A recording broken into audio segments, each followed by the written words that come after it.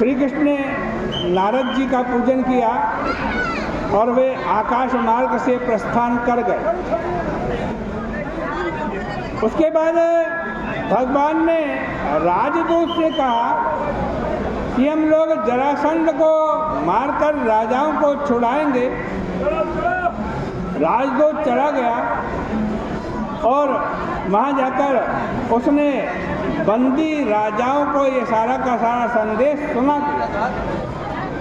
तदनंतर भगवान अनेक देशों को पार करते हुए इंद्रप्रस्थ में युधिष्ठिर के निवास स्थान पर पहुँचे। युधिष्ठिर श्री कृष्ण का दर्शन करके बहुत आनंदित हुए तथा उन्होंने भीमसेन ने उनको अपने हृदय से लगाया। नकुल, सहदेव और अर्जुन श्री कृष्ण के द्वारा आलिंगित किए गए। इसके बाद श्री कृष्ण ने युधिष्ठिर और भीमसेन को नमस्कार किया। फिर उन्होंने अर्जुन का आलिंगन किया और सहदेव नकुल द्वारा अभिनंदित हुए। सूत, मागध, बंदी सबने इनका सत्कार किया। बाजे गाजे बजने लगे, घर घर में महोत्सव होने लगा।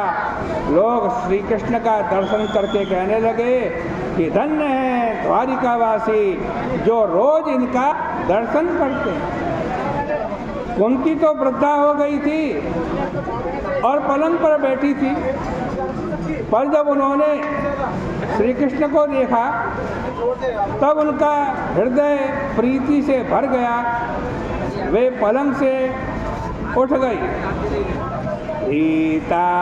मोत्थाय पर्यंकात्। फिर अपनी पुत्रवधू द्रौपदी के साथ आगे बढ़ी और उन्होंने श्री कृष्ण को अपने हृदय से लगा लिया। श्री कृष्ण का क्या सत्कार करना चाहिए यह किसी को भी नहीं सूझ रहा है। द्रौपदी, सुभद्रा सब श्री कृष्ण से मिली। रुक्मिणी आदि श्री कृष्ण पत्नियां भी, आज सबका मिलन हुआ। सब लोग बड़े आनंद से यथास्थान ठहर गए। परीक्षित, सुखदेव जी कह रहे हैं, ये परीक्षित, एक बार भगवान श्री कृष्ण ने अर्जुन के साथ पांडव वन का दाह करके अग्नि को प्रसन्न करने के साथ साथ वहाँ रहने वाले मयासुर नाम के एक राक्षस को भी बचा लिया था।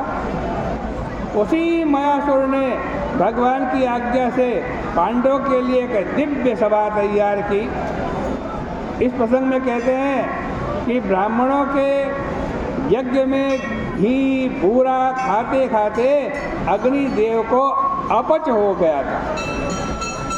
अंत में भगवान ने उनका अजीर्ण दूर करने के लिए यह निर्णय किया कि वे खांडव वन का दाह करें, वानस्पतियों को खाएं। अतः अग्नि ने खांडव वन का दाह किया। वहाँ इंद्र का मित्र एक सर्प था जिसको भगवान ने इंद्र के कहने से छोड़ दिया। इससे इंद्र प्रसन्न हुए और उन्होंने भगवान से वरदान मांगने को कहा कि आप वरदान मांगो। भगवान श्री कृष्ण ने कहा कि मैं तुमसे यही वरदान मांगता हूँ कि अर्जुन के साथ जो मेरी मित्रता है वो मित्रता सदैव बनी रहे। यह कथा महाभारत में आई है। भगवान श्री कृष्ण पांडवों को प्रसन्न करने के लिए कई महीनों तक इंद्रप्रस्थ में रहे। समय समय पर अर्जुन आदि के साथ रथ पर सवार होकर विहार करने इधर उधर जाते रहे। इस प्रकार से श्रीमद् भागवत महापुराण के 10वें स्कंद का ये 71वां अध्याय परिपूर्ण होता है। कल को 72वें अध्याय की चर्चा आपके सामने होगी। आज की चर्चा का यही विराम करते हैं। बोले कृष्ण कन्हैया लाल की जय।